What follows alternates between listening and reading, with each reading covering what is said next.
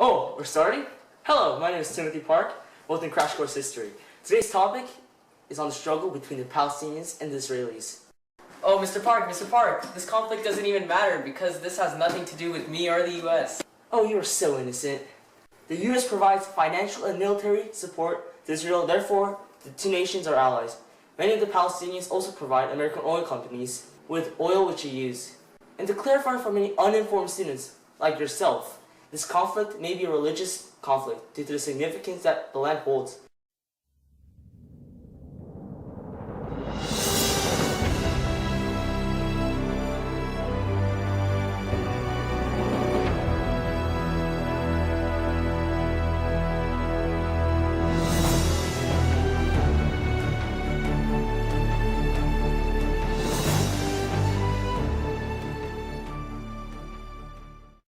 In order to fully understand this conflict, we need to study the history of this issue. This conflict started when the UN Partition Plan of 1948 established a state of Israel in which Palestine was not very fond of because of the two nations' conflicting lands. This led to 3 wars in which Israel gained even more land than before. Stan, let's go to the thought bubble. As you can see here, in 1948, the Palestinians had more land than Israel. But as the Israelis started gaining victory after victory in the wars of 1956, 1967, in 1973, Palestine's land started decreasing and Israel's land started multiplying exponentially. Due to many Palestinians being forced off the land, the Palestine Liberation Organization, or the PLO, formed, which vowed to destroy Israel. Through terrorist attacks such as suicide bombers and the stoning of many Israeli troops, the PLO displayed their malicious intent to the world. Israel countered with murders of many innocent and guilty Palestinians.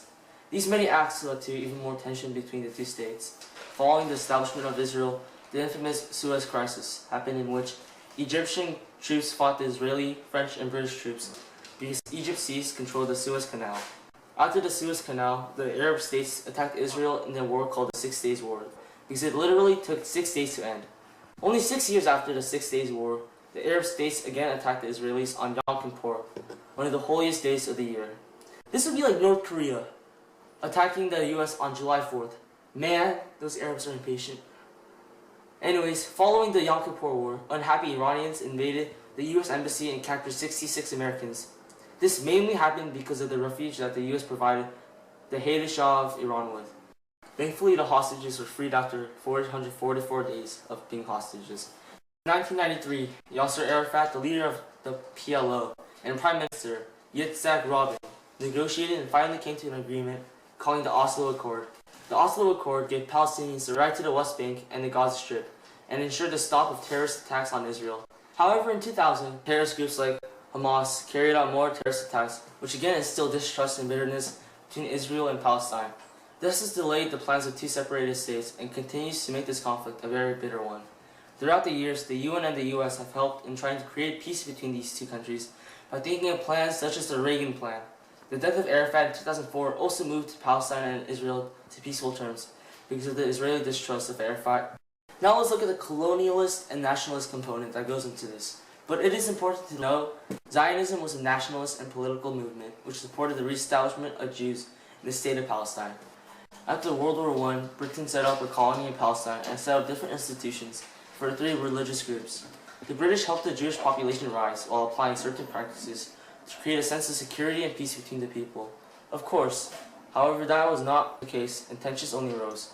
Later, Palestinian Arabs felt a sense of nationalism and revolted against the British, who, with the help of the Jewish militia, suppressed the revolt. After the revolt, the British limited Jewish immigration, which angered many Zionists.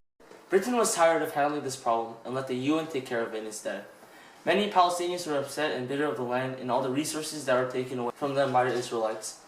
As Palestine was partitioned, an Arab-Israeli war broke out, with the Israelis on one side and the Palestinians and other Arab states on the other side. The Israelis won, and when an armistice was signed, the Israelis controlled more land than before.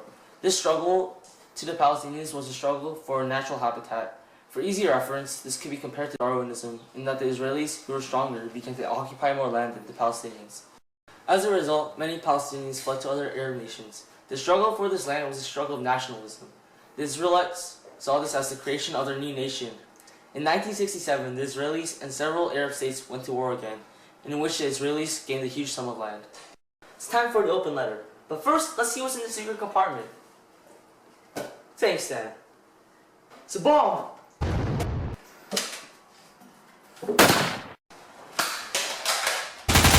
Though the Palestinians have contributed in today's culture, many people do not know about the state of Palestine and the conflict in that area. Mr. Park, where's Palestine? My point exactly. An open letter to the Palestinians.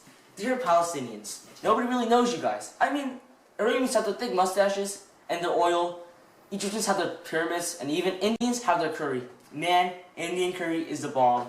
Many people, including myself, wonder, what have you guys done in the last 50 years besides fighting with Israel? No matter how hard you guys try to make peace, your leaders always make bad decisions leading to bad results during negotiations. Kind of similar to the US. Best wishes. So in the year 2000, a Camp David meeting was set up in which a negotiation should have been posted. However, it ended without an agreement. Most people, including Clinton, blamed Arafat for a failure of the meeting. In September 2000, Ariel Sharon, the prime minister candidate, led about 1,000 armed guards to the Temple Mount in the Old City of Jerusalem. This stirred major protests because it was a holy site to Muslims and Jews. And in 2005, in an election after Arafat's death, Hamas won the majority of votes. However, Palestine has been poorly governed ever since. In the past few years, Israel has violently invaded Palestinian territory and responded to constant rocket attacks from Hamas. It is essential that we acknowledge both sides of the argument. The Israeli people have been discriminated against throughout Europe's history and have been in search for a homeland and a refuge. And Israel isn't the first nation that acquired land through militarization, as many other empires and nations like Rome, and wait for it, the Mongols, have acquired lands through militarization. For the Palestinians, they have been denied a state for many years and have been under military occupation. Many innocent and guilty civilians have been killed on both sides, with many more to come. Negotiations with no certain outcomes have been made. However, we need to understand that this isn't a 1,000-year-old religious conflict, but this is a conflict that began because of rivaling nationalisms. With this in mind, we can hope for a brighter future. Thanks for watching. I'll see you next week.